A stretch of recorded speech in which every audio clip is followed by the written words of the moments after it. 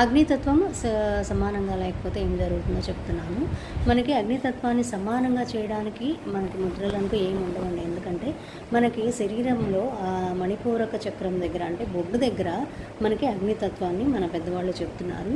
అయితే మనకి అది సమానంగా లేకపోతే మాత్రమే మనకు తెలుస్తుంది.